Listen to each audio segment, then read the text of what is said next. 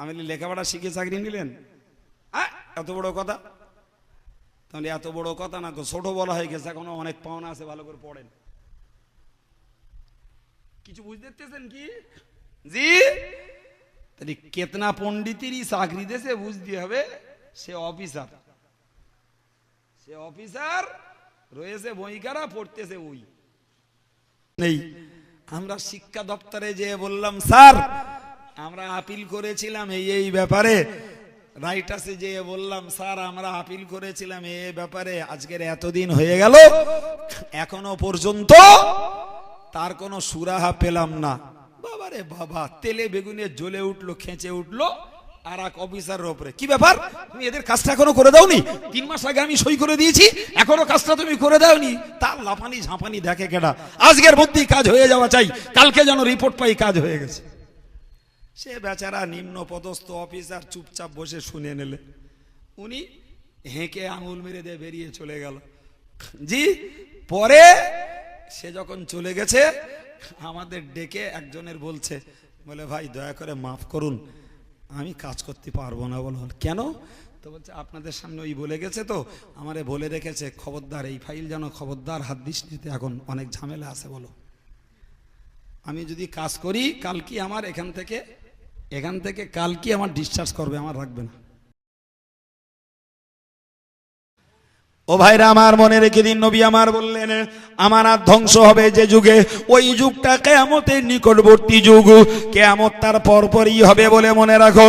সাহাবীর প্রশ্নের উত্তরে নবী পাক বললেন আমানত ধ্বংস হবে। ভাই আমার তাকিয়ে দেখুন না কেন, আজকের যে দিকটায় তাকাবো, যে কাজের দায়িত্ব নেয় বাবা, কাজ ঠিক ভাবে আদায় করে না।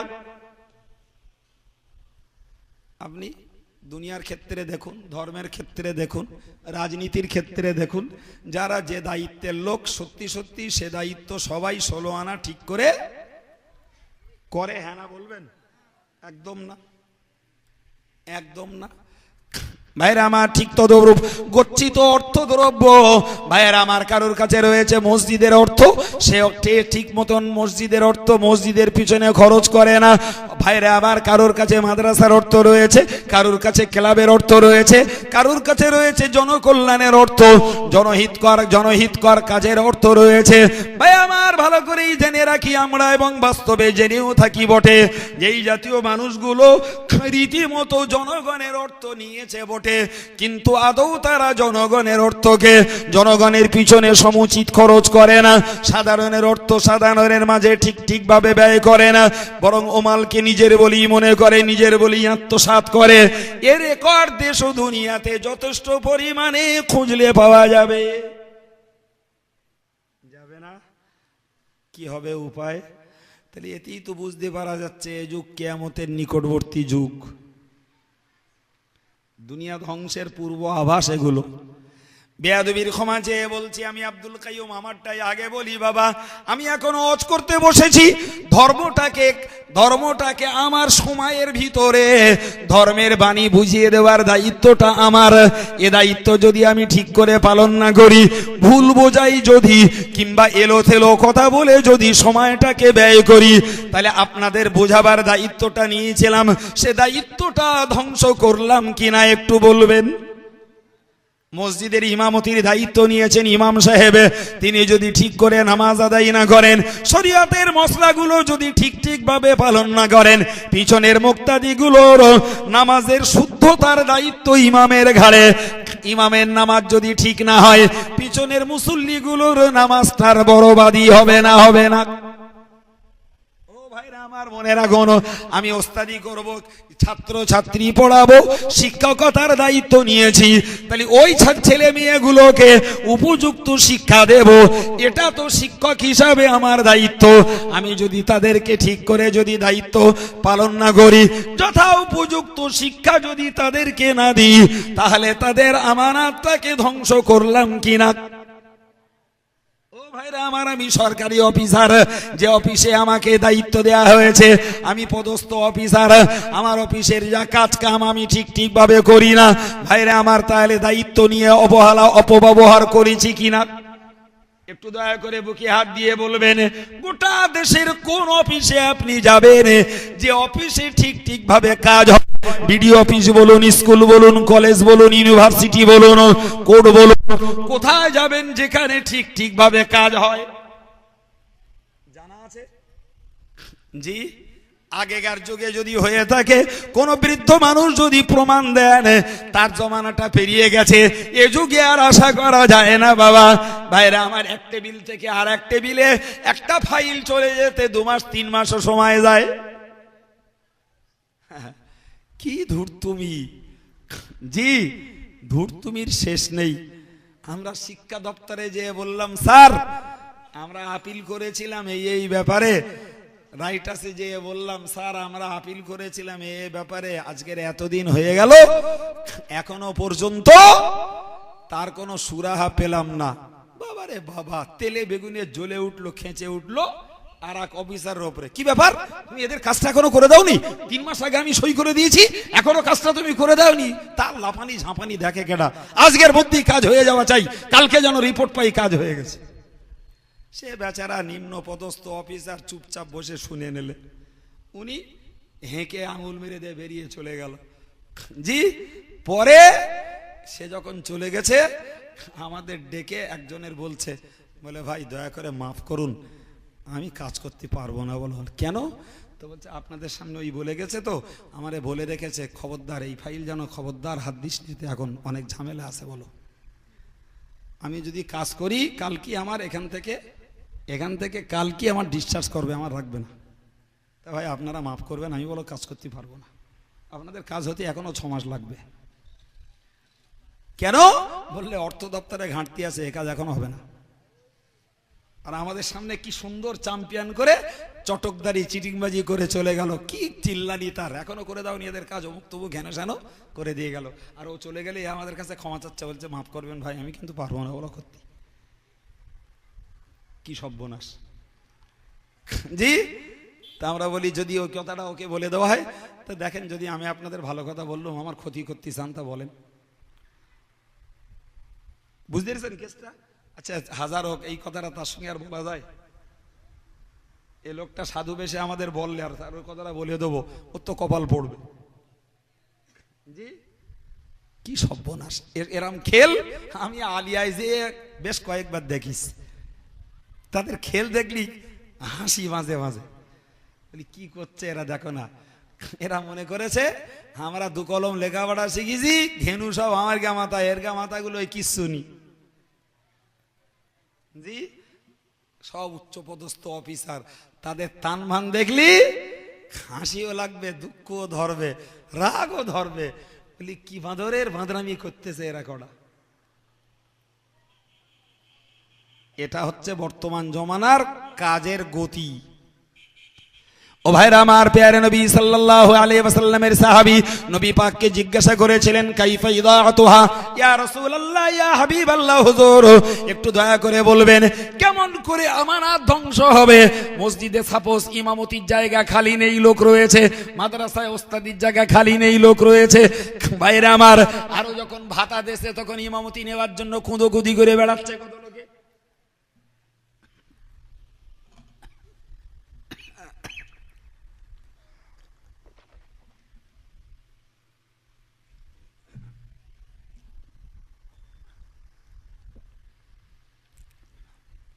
আগে এত ছিল না বাপ, ভাতা দেওয়ার পরে সর্বনাশ। ইমামতির জন্যই কিনা হচ্ছে। এই ভাতা চালু হওয়ার পরে আমারে যে যা বলেছে, হুজুর একটা ইমামতি দেখে দেবেন। আমি কেন, দুটো পয়সার দরকার হয়ে? তো বলতেছে হ্যাঁ হুজুর, যদি একটা হতো তাইলে হয়তো ভাতাটা পাওয়া যেত। আমি ওরম লোকের চাকরি আমি দেয়নি কো, তুই ভাই এমনি দেখ, নিজে নিজে খুঁজে লেগে যা। আমাদের হবে না, নিজে নিজে খোঁজ কোনে দেখ পাস কি, একটা খুঁজে লেগে যা।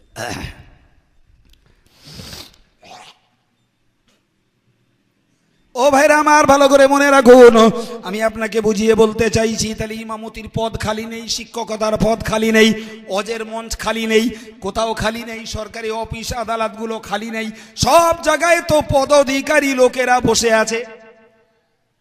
আছে না? আছে। সাহাবী বললেন হুজুর যদি পদগুলো ভর্তি থাকে, সেখানে দায়িত্বের লোক যদি থাকে, তাহলে ফের আমানত কেন ধ্বংস হবে? প্রশ্নটার গুরুত্ব আছে না নেই? হ্যাঁ গো, পদ তো খালি নেই। যে জায়গার মানুষ, সেখানকার দায়িত্ব যখন তিনি নিয়ে রেখেছেন, তাহলে ধ্বংসটা কি করে হবে? আল্লাহ পাকের হাবিব কি চ্যাম্পিয়ন জবাব দিয়ে বলেছিলেন, ইদা উসিদাল আমরু ইলা গায়রি আহলিহি ফান্তাজিরিস সাআতা।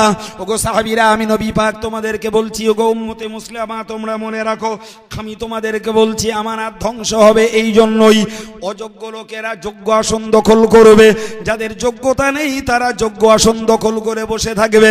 হয়তো ইমামতি করার মতন যোগ্যতা নেই, কোরআন শরীফ সোজা করে পড়তে পারে না, অথচ ইমামতি করবে, শরীয়তের মসলা মসাইল জানে না, ইমামতি করবে, ওয়াজ করতে জানে না, ওয়াজ করবে। ভাইরে আমার, ঘুষ দিয়ে দিয়ে অযোগ্য লোকেরা চাকরি গ্রহণ করবে। এমনি করে দেখতে পাওয়া যাবে, যারা পীর নয় তারা পীর সাজবে, যারা হাফেজ নয় তারা হাফেজ সাজবে, যে কোরআনের মাখরাজটাও জানে না সে কারি সাহেব সেজে বসে থাকবে, যে জীবনে চৌকাঠারি গৈনিক হ্যান্ডবিলে সে মাওলানার মুফতি হয়ে যাবে। ও ভাইরা আমার, এ প্রমাণ বর্তমান যুগ সন্ধিক্ষণে গিজগিজ করছে। যারা জন্মে স্কুলে মাদ্রাসার চৌকাট ডিঙ্গুইনি তারা আল্লামা হয়ে গেছে, মাদ্রাসার চৌকাট ডিঙ্গুইনি যারা মুফাসসিরে কোরআন হয়েছে। ও ভাইরা আমার, জীবনে তারা কোনোদিন কোরআন শরীফ সোজা করে হয়তো পড়তে শিখেনি, অথচ তারা নামি দামি বক্তা হয়ে বসে রয়েছে। তাই ইসলামী মঞ্চগুলোতেও যেমন অযোগ্য লোক দখল করেছে, অনেক জায়গাতে মসজিদের ইমাম অযোগ্য লোকে দখল করেছে, ইমামতি অযোগ্য লোকে দখল করেছে। ভাইরা আমার, হয়তোবা শিক্ষকতার পদে অযোগ্য লোক যেমন দখল করেছে, ভাই পীরের খানকাটা ভণ্ডে দখল করেছে। ঠিক সেই সাথে সাথে লক্ষ্য করলে দেখতে পাওয়া যায়, ভাই আমার, সাধারণ দৃষ্টিতে লক্ষ্য করে দেখি, অফিস আদালত আর কোর্ট কাছারিতে ঘুষের বিনিময়ে কত অযোগ্য লোক জায়গা দখল করেছে। সুতরাং মনে রাখার দরকার, ১৫০০ বছর আগে নবী পাক বললেন, যখন অযোগ্য লোকের কাছে কাজের দায়ভার দেয়া হবে তখনই কিয়ামত হবে। ও বাবু, এই যুগে এর প্রমাণ খোঁজ দি, কোথাও যেতে হবে বাপ, কোথাও যাওয়ার দরকার নেই। জি, কোথাও যাওয়ার দরকার নেই। আপনি যেখানেই বাস করেন সেখানেই একটু চারিদিকে তাকালে এরকম অযোগ্য লোক যোগ্য আসন দখল করে বসে রয়েছে, তার রেকর্ড পাওয়া যাবে। জি ভাই আমার, আমি কখনো এই এলাকার কোথাও বলেছিলাম, আমার একটুখানি মনে পড়ে, তবু প্রসঙ্গ তো বলছি। ভাই, রাত্রি পুলিশ ধরে গাড়ি ফাড়ি অনেক সময়, আমার একদিন ধরেছে ওই বেলেঘাটার ফাঁকে, ধরে বলতেছে কাগজ দেখি। জি, তা আমি দিছি দেখতি, আমার জিজ্ঞেস করেছে গ্রামের নাম কি, পড়তেছে, আমি বললাম বইকারা। ও পড়েছে, পড়ে টড়ে বলতেছে বালকারা, পড়ে টড়ে বলতেছে বালকারা।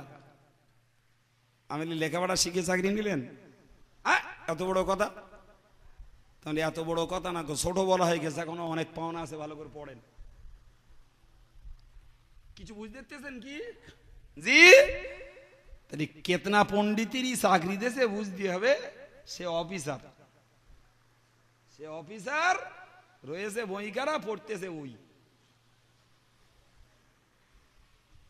জি, আপনি আসেন কোথায় বলেন ভাই? সুতরাং এ যুগ অযোগ্য লোকে অনেক যোগ্য জায়গা দখল করেছে বাবা। সাধারণের কথা কি বলবো, ধর্মের জায়গাগুলো দখল করেছে যারা, আমার দেখলে দুঃখে মরি। জি ভাই, আমার যোগ্যতা না থাক, যা পারি রে পারি নে, আলাদা কথা, কিন্তু যোগ্যতা নেই অথচ সে জায়গা দখল করব, এটা আদৌ কোনোদিন ঠিক না। কত লোকে কত জিজ্ঞেস করে, জানলি বলি ভাই এই উত্তর, না জানি তা বলি ভাই জানি না গো, মিটে গেল ধামে। তুমি জানি না বললি আমার মারবা, না জানি না বললি আমার বদনাম দেবো, তা দাও গে যাও, কি হবে তাতে? আমার কিচ্ছু হবে না, কিচ্ছু হবে না। জানি না বলা ভালো ভুল বলার তুলনায়, ঠিক না ভুল? 100 বার ঠিক।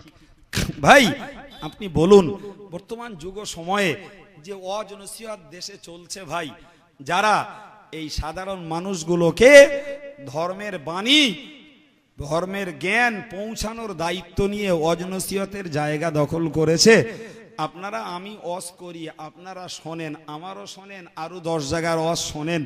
সাপোজ আপনারা বলবেন ভাই সব মঞ্চগুলোতে যোগ্য বক্তা পাওয়া যায়,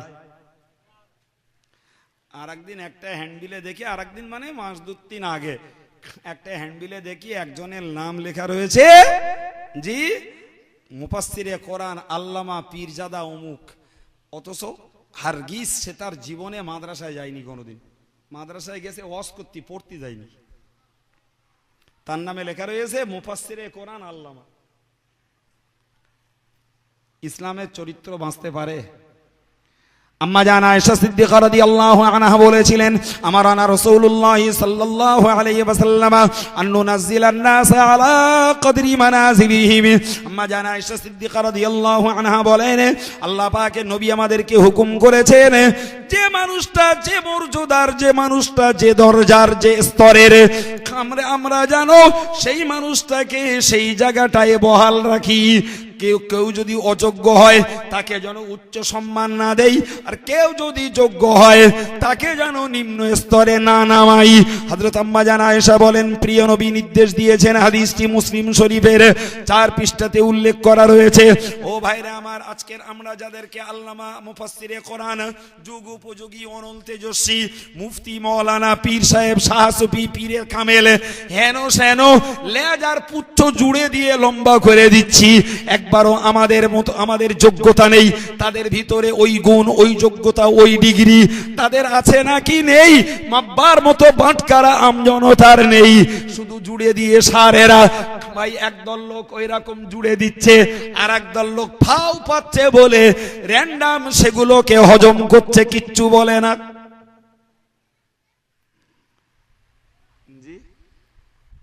ঠিক বলছি না ভুল বলছি?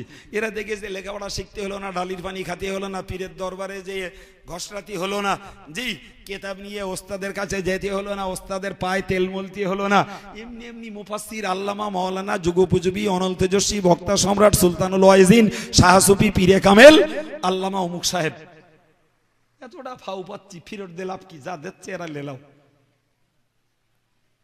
জি যেমন কিছু অযোগ্য লোক এরম পাচ্ছে আর লেচ্ছে, এটা যেমন ঠিক, সেই সাথে সাথে সমাজের আর এক শ্রেণীর মানুষ যারা নানা প্রকারের অন্যায়ের সঙ্গে যুক্ত, বাইরে আমার যারা বিভিন্ন ধরনের হারামের সঙ্গে অন্যায়ের সঙ্গে যুক্ত, বরং লজ্জাস্কর কথা বলতে গেলে বলতে হয় নামাজ পর্যন্ত পড়ে না, নামাজের ধার ধারে না, বাইরে আমার হয়তোবা দেখা যায় নামাজটা পড়ে শরীয়তের আর বিষয়গুলি ধার ধারে না, এরকম কিছু মানুষ ভাই যারা অপরাধী আসামি। আমি আব্দুল কাইয়ুম বক্তৃতা করলে তাদের গায়ে লাগে, আর একজন হাক্কানি বক্তা বক্তৃতা করলে তার গায়ে লাগে।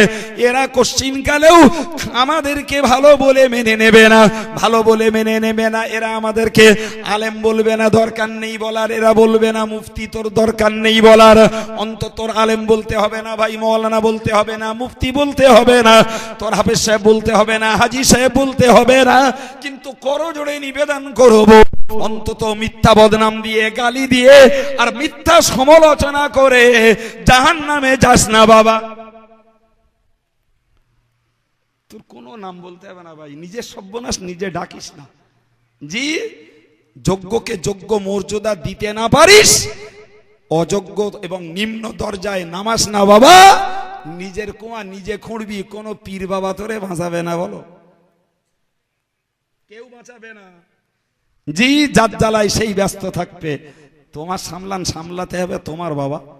জি আজকের যুগে ঠিক এইটাই দেখছি, একদিকে যেমন অযোগ্যদের দেয়া হয়েছে যোগ্য আসন, অপরদিকে যারা যোগ্য তাদেরকে নামিয়ে দিয়ে নিম্ন পর্যায়ে তাদের প্রতি কাফের, মুনাফিক, শয়তান, ভণ্ড কত কিছুই বলে বেড়াচ্ছে। জি আর সেই কথা বিশ্বাস করে আর একদল নিরীহ মানুষ, সাধারণ মানুষ, জি ভাই এও তাই বিশ্বাস করছে। ভাই তুমি কেন নিজের সর্বনাশ নিজে করছো বাবা? জি তুমি কেন এ সর্বনাশ করতে যাচ্ছ? ভাইরা আমার, আমি আপনাকে বলতে চেয়েছি, এটা কিয়ামতের কাছাকাছির যুগ। তবে বড় বড় আলামতগুলো এখনো বাকি আছে, ছোট ছোটগুলো খুদে খুদে আলামতগুলো দেশ দুনিয়ায় হয়ে গেছে বাবা, দেরি নেই, প্রকাশ পেয়েছে। জি, সুতরাং যতই অজ করি, যতই মাদ্রাসা চালাই, যতই কেতাব লিখি, যতই পত্রিকা চালাই, জি, এগুলি আমাদের ইমানি হাক্কানি নৈতিক দায়িত্ব আর কর্তব্য পালন, এ কাজ আমাদের করে যেতে হবে। কিন্তু মনে রাখতে হবে এরপরেও ভাই ফলাফল যত দিন যাবে, দুনিয়ার বয়স যত বাড়বে, ন্যায়পন্থী, হকপন্থী, সত্যপন্থী, আধ্যাত্মিকপন্থী, আল্লাহওয়ালা, পরেশগার, খোদাভীরু মানুষের সংখ্যা ততই দিনে দিনে দিনে দিনে কমে আসবে। জি, অপরাধী, আসামি, অন্যায়, হারামি, বাটপাড়ি, চিটিংবাজি, ধূর্তুমি, জেনা, ব্যভিচার, মদ, সুদ, এই জাতীয় পাপ আর পাপী আসামির পরিমাণ দুনিয়াতে ততই ততই বেড়ে চলবে বাবা। আল্লাহ এর ভিতর দিয়ে কাদেরকে বাঁচাবেন আর কারা বাঁচতে চাইবে সেটা প্রত্যেকেরই নিজস্ব চাহিদা, নিজস্ব দাবি, আল্লাহর কাছে দোয়া আর আল্লাহ পাকের দয়া। জি, আল্লাহ আমাদের সঠিক বুঝ দিন। আমি বক্তব্য ছাড়বো বাবু। জি, আজকের ছেলেদের নির্বাচিত বক্তা আমি জানতাম না, যদিও জি জানতাম না, যদিও আজকের দিনের বেলায় শুনেছি আজকের নির্বাচিত এখানকার আমার পরের বক্তা বিদগ্ধ অনেক পড়খাওয়া মানুষ, আমার শ্রদ্ধেয় আব্বাজান। জি, আমরা ছেলেবেলা থেকে দেখে এসেছি তিনি হকের এক অতন্দ্র প্রহরী। এ দেশের মাটিতে হক প্রতিষ্ঠার জন্য অন্যায়ের বিরুদ্ধে, খাস করে সিলসিলায় ফুরফুরা শরীফের পক্ষে, বিরোধী মতবাদের বিরুদ্ধে আজীবন কাল লড়াই করে এসেছেন, আজও করছেন, এবং তার উৎসাহ, উদ্দীপনা, অনুপ্রেরণাই আমাদের জীবনের হাতিয়ার। কথা ঠিক বলেছি না ভুল? জি, তিনি আপনাদের এখনকার বক্তা, তার বক্তব্য আপনাদের শুনতে হবে। শেষ দোয়া মোনাজাত সবরেসানি তিনি করবেন ইনশাল্লাহ। পরিশেষে আমি আপনাদেরকে বলবো, যারা সুন্নতুল জামাত সংগঠনটার সদস্য আজও হননি, ভাই সদস্য হন। বঙ্গনুর পত্রিকাটাকে একটু খোঁজ করে পড়ুন। জি, আমাদের সেবামূলক কাজে আপনারা সাহায্য সহযোগিতা এবং রীতিমতো উপস্থিত থাকেন, আগামীতেও সেই সাহায্য সহযোগিতা উপস্থিত কায়েম রাখবেন ইনশাল্লাহ। জি, আমাদের পরিচালিত প্রতিষ্ঠানগুলিতে আপনাদের যথেষ্ট সাহায্য সহযোগিতা রয়েছে, আগামী দিনেও সেই সহযোগিতা অব্যাহত রাখবেন। ভাই বাবাজি, মা বোন, যুবক বন্ধু সকলের কাছে বিনীত নিবেদন রইল, আগামী রবিবার পানিগোবরাতে একটি গণবিবাহ রয়েছে সুন্নতুল জামাতের, এবং রাত্রিবেলা সেখানে ওয়াজ মাহফিলও রয়েছে। দিনের বেলা গণবিবাহ, রাতের বেলা ওয়াজ মাহফিল। আপনারা সকলেই পারলে যাবেন, কাছাকাছি আছে। জি ভাইরা আমার, পরিশেষে বলবো, আমার লেখা দুখানি বই গাড়িতে বোধহয় রয়েছে। একটা হলো ভ্রান্তির বেড়াজালে জাকির নায়েক, জাকির নায়েকের কিছু ভুল ফতোয়ার যোগ্য জবাব বইটাতে দেয়া আছে। সেই সঙ্গে ভাই পীর সেজদা, কবর সেজদা, কবরে হাজত মান্নত করা, কবরে গরু ছাগল হাঁস মুরগি মান্নত করা, চাদর চড়ানো, ফুল চড়ানো, বাতি জ্বালানো, মেয়েদের কবর জিয়ারাত করতে যাওয়া, এই জাতীয় কাজগুলো কোনটা ভালো আর কোনটা মন্দ, ভাই তার উপযুক্ত তথ্য সম্বলিত একটি বই, ইসবাতুত তাওহীদ বইটির নাম। যদি কারোর প্রয়োজন মনে করেন বইটা জোগাড় করতে পারেন। ভাই বিদায় নিচ্ছি। আল্লাহ আমাদের সকলকে হকের ধ্বজা ধরে বাকি জীবনটাকে কাটাবার মতন তৌফিক নসিব করেন। সকলেই বলি আল্লাহুম্মা আমিন। আর একটু জোরে বলেন না আল্লাহুম্মা আমিন। ওমা আলাইনা